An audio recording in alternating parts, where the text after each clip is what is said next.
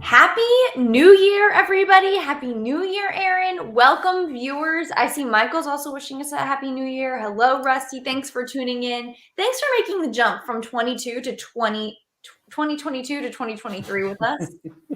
Yes, we are so happy to be back. Gina, I hope you had a good holiday break. I had a good holiday break, and I'm now excited, recharged, ready to get going for another year of Trek on Tuesday. Yes. Now, maybe the winter holidays you tend to think of are behind us, but winter's not over. It's still cold out there. Well, it's not cold here today. It's Mm-hmm. actually very unseasonably beautiful. Mm-hmm. It's like It's cold in a 70. lot of places, though. Yeah, but most places are having their normal winters here in the United States, I think, or colder.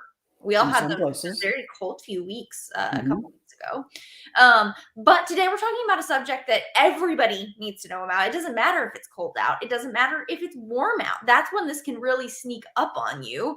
Yes, we're talking about hypothermia. You may have a picture of what you think that means, but we're going to really define it for you today. Aaron, have you ever had a time where you were starting to feel like you were getting dangerously cold, chilly? So no, I don't. I think that I've always been able to protect myself.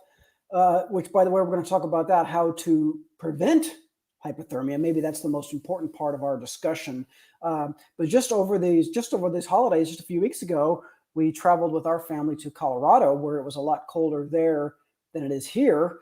And I certainly was glad that I was wearing. Well, we'll get into what we do here, but yeah, for a guy from Texas who's not used to being in the snow, it can be kind of a shock to the system. We spent a little bit of time outdoors.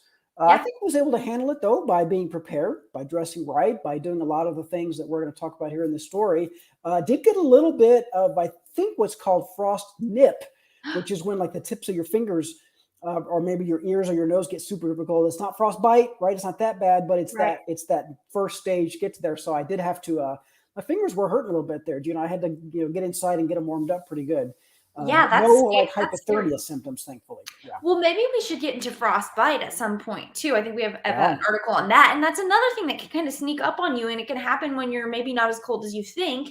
Aaron, I kind of teased this before we went live, but like I think of times like, oh, I'm prepared. I've got my triple layer situation going on. It's freezing cold outside. I'm going to tackle this, or I'm going skiing. I know it's going to be cold, or I'm going to, up north. I know it's going to be cold. But I had an incident probably 2 months ago, and it was kind of warm like today, but it was raining outside. Hmm. And I went to like a bridal shower for my friend. So I was not thinking, I was dressing like it was 70, going to carry an umbrella. I had some shoes on that like could really get saturated, and I like walked through a puddle right Hmm. outside on Hmm. the way to this bridal shower. Hmm. Okay. And I am sitting inside. Very slowly my feet start to get cold, and then they are like freezing, and I had to at a point ask to like go home, change, whatever, or let her know that I was doing that. But I was cold. I mean, Hmm. I was really, really, really cold, and it took me a long time to like shake shivering. Hmm. And shockingly, I feel like that's been my closest run-in with what I think of as hypothermia. And this happened in North Texas, where we live here, on a day like you said that wasn't necessarily freezing. That's probably the biggest misconception, right? People think of hypothermia as being outside in the freezing cold. Not so fast, though, as we're going to learn today. A situation like that, it can easily pop up. Yeah, so we're definitely going to talk a lot. At the end of the show, we're going to tell you, hey, how can you avoid hypothermia if you're going into a cold environment, or maybe you're not? But because it can sneak up on you, I think it's important we talk about how you can treat it, or how you should treat it if you or somebody you're observing is showing signs of hypothermia as well. Aaron, I have a question for you. Yes, of course. What causes hypothermia? Gina, I am glad you asked that question. What a great place to start. So, what happens, Gina, is that your body gets energy from the food and water you consume. As you process that food and water, heat is released, which keeps you warm inside. Heat released meaning released from your core, from inside. Usually, most of the time, your core releases more heat than your body needs, which your body then sheds. The heat just comes out of your head or out of your skin, or maybe you perspire if you're really hot, and that evaporation gets the heat out. That is usually what happens to keep your core temperature stable at around 98.6 degrees Fahrenheit. That's when everything's going fine. Everything's working as it should. However, if you lose heat faster than you make it, so your body is releasing heat, whether it's through whatever it is, moisture, evaporation, whatever, but you're not able to regenerate that heat inside, that's when you get hypothermia. Your internal temperature begins to fall. Maybe you're dehydrated. It could be caused by the weather. Maybe you haven't eaten enough. Maybe you're just tired. All of that can contribute to heat body loss. A drop in core temperature, this is when your core temperature drops. That's what hypothermia is. It's a dangerous condition that happens when you're exposed to the cold. Temperatures don't have to drop below freezing, though. Hypothermia can occur on any windy or chilly day, especially if you're wearing wet clothes, like you said, Gina, maybe wet shoes, right?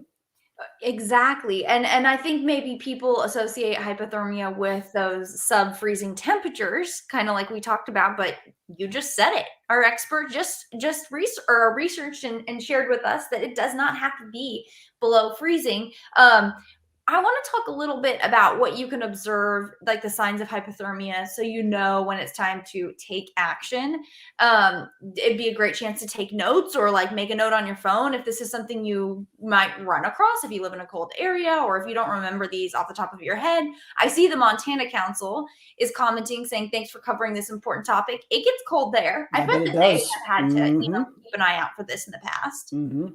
And then DJ says he's treated so many hypothermic campers at Camp Constantine at summer camp. Summer camp. So that just tells you in Camp Constantine, that's around here, I think. Yeah, right, it's in Texas, isn't it? Let us know, DJ, but believe I'm so, pretty yeah. sure. So I really feel like that's a good example of why this is Perfect. just not something you can ignore. It really does happen. I bet the lake at Camp Constantine is chilly. Let's see if DJ can chime in and let us know. Yeah, exactly. Yep. Hello to Pack 38, and Sarah says, "Wow, that's exactly how I feel." Yeah, Sarah, like, wow, exactly. this can really sneak up on you. This is something to keep an eye out for. So, if you're wondering what are some of the signs of hypothermia, a hypothermic person develops increasingly serious problems as this kind of occurs and takes place as his body continues to cool down. Here's the signs: confusion and trouble solving problems, plus mild shivering. Stumbling and stronger shivering, pale skin, having trouble speaking, and an I don't care attitude. An inability to walk and horrible shivers. And then finally, a slow heartbeat and breathing. Skin is turning blue. Muscles are growing rigid. Shivering stops for the same reason a motor dies. There's no more fuel than death. Remember, your body is running out of the ability to keep itself warm. So once it runs out of that, it's not, shivers are kind of a reaction to kind of make your muscles exercise, make your body exercise a little bit and create some warmth. So when there's nothing left to draw from, you do stop shivering. So if you have been around, I guess, somebody who's cold and you're thinking they might be experiencing the signs of hypothermia and then they stop shivering and their breathing is really slow, don't think that, oh, I guess they're okay now. No, right. they really need help at that point. And how often do you see, Gina, especially around here in Texas, usually kids, but sometimes adults, I imagine you're swimming in a swimming pool or lake at scout camp. Say it's during the summer, it could be 90, 95 degrees outside. That water is chilly. When they get out, very often you get a little shiver. That's because that water is evaporating from your skin. It's sucking some of that heat away. Now, if it's 90 degrees outside, you stay out in the sun, you're going to be fine probably. But if it's a little bit cooler than that, if it's cloudy, if it's overcast, if it's windy, I bet that's the kind of situation that DJ's talking about where you could run into some trouble. But it's interesting that shivering, which we've all seen, we've all shivered, we've all gotten the shivers when we've gotten out of a swimming pool or whatever. That is the very, very early sign that you're cold, that your body is having trouble keeping itself warm, which is that first step. Obviously, it's a very early step. Not saying that if you're shivering, you're hypothermic, but it's the first step. Right. Exactly. And DJ clarified for us that the lake at Camp Constantine was actually warm, but with windy days and dehydrated campers walking around in wet clothes, it's a different situation, which makes me think there are a lot of health reasons that, your parents or your scout leaders might say, like, don't go change out of your wet clotles. Right. And I think as a kid, I would have just like, you're just hassling me. They don't want me to have fun and be ready to swim again. No, there's a real reason to get out of the wet clothes. Yes, especially if those clothes are made of cotton, which we will also get to a little bit later. But before we do that, I think we should talk about, how to treat someone who may be experiencing hypothermia type conditions. We'll start off with mild hypothermia, which is what, let's just hope that's all you ever have to deal with, right? That really, really early stage mild hypothermia when you can fix it. If you're paying attention, it's very, very treatable and pretty simple to take care of. Someone who can still shiver, walk, and talk has mild hypothermia. Gina, you said just the other day that you were shivering, right? But you were able to walk and talk. I mean, that's the early stages of mild hypothermia. You can warm that person back up to normal body temperature pretty simply. Get them into a building or a tent that's warm. Have them change into warm, dry clothes. Keep their head and neck insulated. Get them into a dry sleeping bag or use blankets to gradually warm them up. Probably get in your car, turn on the heater if you're in a situation like that.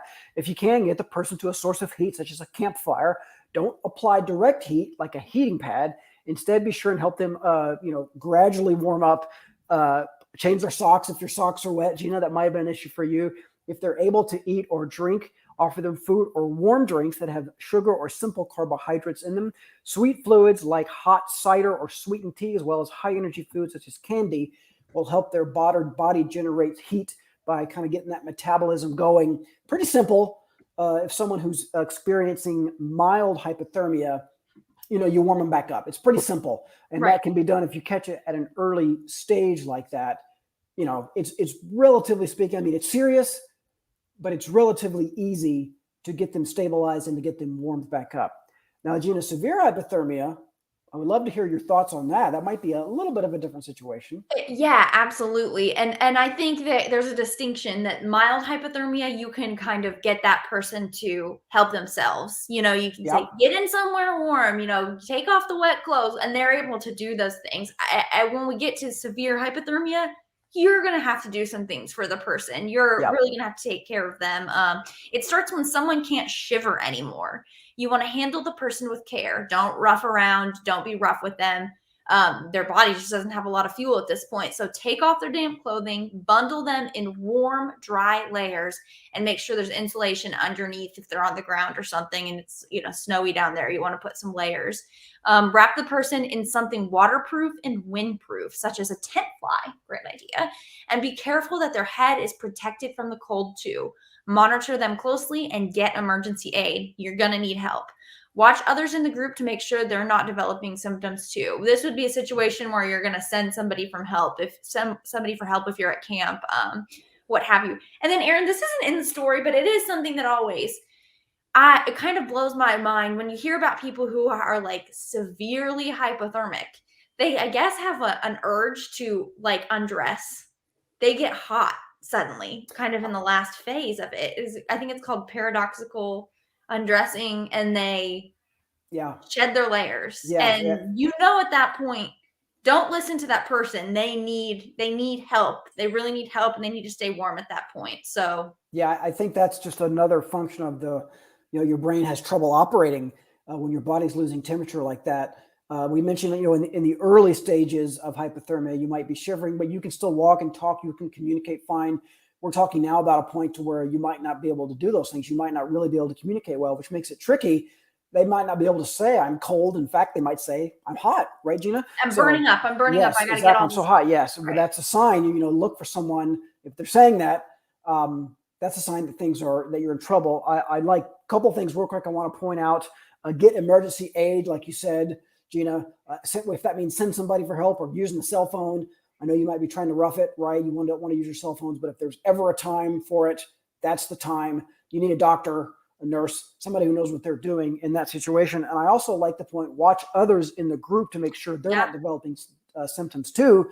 Because if one person is, there's certainly a chance that other people could too. I think it's worth pointing out that, what could cause one person to be hypothermic might not cause another person to be. It's not a matter of like toughing it out or just being strong and, I'm going to fight through this or whatever. It's just simply how your body can retain heat or not retain heat. I mean, yes, exactly right. You can't just fight through it, depending how you're built, depending on your metabolism. It could be different levels of temperature that could cause one person could be in the same situation and not be hypothermic, and another person might be. So if one person is, it's probably worth asking around to see if anybody makes sure everybody else is feeling okay. Right. It's not like a fitness thing. Like, I'm going to be so fit, I'm not hypothermic. It's not associated with that. But also, Aaron, you made me think of something I didn't. You got to watch for others to make sure that they're not experiencing symptoms of hypothermia. But that definitely includes yourself, especially if you're caring for somebody who is showing signs of hypothermia and you're taking off layers and you're bundling them up, you're probably your blood's pumping because you're hyped up, your adrenaline's going, which is going to protect you to some extent, but you do want to keep an eye on yourself in that situation. Yes, So get 100%. inventive at that point, right? You've got tents, you've got gear, use all of it as blankets and barriers and everything. There should probably be no shortage of things you can cover up with. Yes, exactly right. And if you've got your Scout Essentials, your emergency kit, you've got extra clothing and things like that in there. You've got food and snacks because again, your body heat comes from the food that you eat. So that's another resource to turn to. Gina, maybe the most important thing we can talk about today, though. How do you avoid hypothermia in the first place? This is probably the big thing, right? Be prepared. Don't allow yourself to get in a situation where you could be hypothermic, even if it's not that cold outside, guys. Even if it's really not that cold, there are still things you can do. The best medicine is prevention. Gina, number one way to prevent hypothermia: wear clothes designed to keep you warm in the cold. Gina, you want to read number two? Oh, sorry. I didn't realize we were alternating. I was like, we're going to take turns for this. You said it best. No, totally. Wear clothes designed to keep you warm in the cold. Like you said, you want to wear lots of thin layers of clothes instead of one heavy garment, such as a coat. If you get warm and sweaty, you can take off a layer to let the sweat dry. And if you start feeling cold again, you're going to have those extra layers of clothing. And it's a great way to be prepared to help somebody else if they're showing hypothermia, I believe. And that's another reason for that is, it's different if you're outdoors and you're just sitting still than if you're outdoors in the same conditions but walking around. Like if you've been walking for a mile or so, you're going to be warmer than a person who's been sitting still. So that's why just a one big heavy jacket is not necessarily the one size fits all solution, if you will. Layers, Gina, are the key. Yes. The third way you can avoid hypothermia: make sure you eat and drink a lot so your body has plenty of fuel to generate heat. You should feel full pretty much when you're about to go outside. You don't want to feel overstuffed, obviously, but you should have a nice healthy meal in you. That's what allows your body to stay warm. If you have two people, one person has eaten a nice healthy meal, the second person dressed exactly the same way, in the exact same conditions, let's just say the same body type, same metabolism, all that stuff like that, but they didn't eat, there's a much better chance that person's going to be cold, maybe hyperthermic, than the person who's got that nice full belly full of healthy food. Right. And drinking water goes along with that as well. Like DJ said, dehydration does not suit hypothermia well either, or doesn't suit you well if you're showing symptoms. The last point in our list of how to avoid hypothermia is we've said it. We've already actually said it, but we want to reiterate: if you're in a group, watch out for hypothermia symptoms in others. They may not be realizing they're becoming hypothermic, especially if you're focused on somebody else. This list makes me think of, like a lot of times, not always, but a lot of times the mom in the family, I think, is kind of operates as the scout. Because I've never thought about this. I always hear moms that are like, I have blankets in my car. I always keep a gallon of water in my car. And I've always just thought, why have all that stuff in your car? But you really, if you're in a situation where you're getting too cold or too hot, both of those things could really come in handy. Imagine if you have a blanket in your car. What a game changer that would be if you're car camping and somebody is experiencing hypothermia, or if you're running out of water in that situation because they're guzzling it down or whatever. Yeah, exactly. And I have, drinking water is a whole interesting topic because you don't feel necessarily as thirsty as you might if it was on a hot summer day.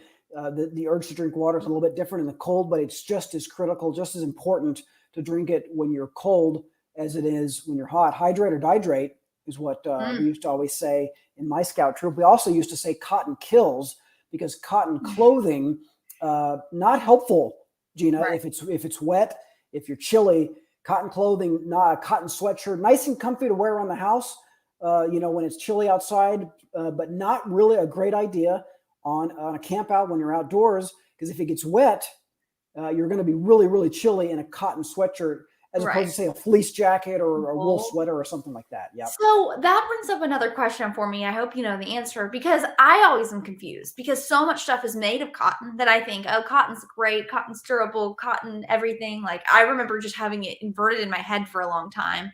I know to wear wool socks if I'm going camping. I know it's good if you're wet, if you're cold. I know that they're the answer. What is cotton for? What do you use it for? Cotton is for troop meetings when you're in your church gym or something like that, Okay. or When you're if not you're. going to be worrying about the elements, I guess. Or That's I exactly know right. it's light. It can be lightweight, right? It can be breathable, but it sounds like it's still not ideal for that situation, for that even in the summer potentially. Yeah, I was going to say maybe if you're outside playing sports, but even then, cotton is really not ideal because it gets wet and it gets, like Todd says, it's like a sponge and it weighs you down. You don't shed your liquid as much. Um, Actually, maybe we can go back, Rick. You asked me one time if I ever had an experience with hypothermia. I take my answer back. Hmm, I did. And the reason why it really wasn't a problem is because I wasn't wearing cotton. I firmly believe that it was at night. I was camping and it rained and it was poor. I was not prepared. Did not realize that my tent, I had not set up my rain fly. I don't remember exactly what the problem was, but I got wet. It was raining outside. I'm in my tent at night. I had a rain fly, but I did not set it up the way it should have been set up. User error, and I got wet, and it was cold. I mean, it was down in like the 40s or something like that at night. But I had a wool sweater that I put on and a fleece jacket, and so and I'm going to tell you the difference. I mean, even though I was wet, I was actually warm and was able to sleep okay because I wasn't wearing cotton. If I had been wearing cotton, I really do think I would have had to have. I wasn't by myself or anything. I was with the scout troop. I would have had to knock on someone else's tent and said, "Hey, I'm going to need some dry clothes or something like that." right. But I do really think that not wearing cotton or at least having fleece and wool nearby that I could put on real quick played a big role in keeping me comfortable that night because it was chilly and I was wet. Right. And the next night I was able to hang my tent out to dry, get everything taken care of, and it wasn't a problem anymore. Good. But that's a kind of a fluky thing that I thought I was fine, and all of a sudden it starts raining at 2 or 3 in the morning, and there's water dripping down on me, and I realize this was not. I did something terribly wrong Obviously, here. well, I think it's a common theme we're seeing with our stories and in the comments is that it's when people are getting drenched and they just didn't expect to, or they Yeah. didn't expect that it was going to make them cold. It also makes me think about how many like rain jackets you can buy, definitely tents, definitely rain flies that are like kind of waterproof to a certain amount with a little bit of water, but they can't stand up to just a total downpour. There are Yeah. things that can. There are Hmm. definitely things that can, but a lot of what we find affordable just can eventually get drenched. And I've been in that situation where you're wearing a rain jacket. You might have as well. You're wearing a rain jacket and you're like, I'm going to be good. 5 minutes later, your rain jacket is drenched, it's saturated. It is not repelling any water of any kind. Yes, that's exactly right. And I've been in a situation like that too, Gene, where you have a nice breathable rain jacket. Some of them are designed to be breathable, but those fabrics are great, but they can only take so much unless you have one of those big old rubber raincoats. Only those are the ones that are really 100%, even in a downpour, are going to keep you dry. If you have one that's at all made to be breathable, eventually it just can only handle so much. Yes, and I think we've come a long way with rain jackets recently. I do think you can pay like hundreds and hundreds of dollars and get one that is breathable and somehow rain repellent. It's magic. Let us know if Hmm. you have any gear picks for that. I think Hmm. we're curious. Maybe we would try to see if we could test those things. So let us Hmm. know what's your favorite pick for There you a go. rain jacket that's breathable and can really stand up to a lot of water. Guys, this was a great topic. I think it was very popular amongst our viewers. It's probably hits close to home for literally all of us. We might all have a story like this. If you want to read this story or use it, maybe to use at a unit meeting, which I think I saw. Hmm, Michael is saying that he's taking notes to use this for a meeting. You can go to go.scoutlife.org/hypothermia. Check it out for yourself. There's a little bit of extra content there on the website too, if you want to check it out, and some really good artwork, I may say. Yeah, and I think Michael's the one who's coming to us from Louisiana. We've got viewers from Louisiana, Montana, New York, right here in the New North Jersey. Texas area. And this is a topic, like we said earlier, hypothermia. You might only be thinking that's only going to apply to somebody who's out in the super duper cold. But we're learning right here. We've got it right here in Louisiana, North Texas. The kids get treated and need to learn about hypothermia. It affects you everywhere. So yeah, Gina, great topic. Absolutely. We will continue to bring you more great topics like this and many more, and also some fun potential guests, I think, that we've been talking about having in the next few weeks here on Trek on Tuesday. It's 2023. We're still here. We're going to be here all year bringing you all the hits. Yes, and a final good comment from Todd: wear long underwear, wear hiking socks. We talked about dressing in layers. That is 100% correct, Todd. Thank you for chiming in. Thank you, Michael, for the comment. We appreciate that. We hope you all enjoyed this show. Like Gina said, hey, guess what? This video will stay live on this page. Like if you want to share it to your scouts at a troop meeting, something like that, you can definitely do that. Have no fear. We'll be back next week, same time, same place, with another great topic. Happy New Year, everybody. Happy New Year, Gina. Good to see you again. Thank you, behind the scenes, Brian. Hope you all had a good holiday break. To all of our viewers, thank you again. Enjoy the rest of your week. Bye, everybody.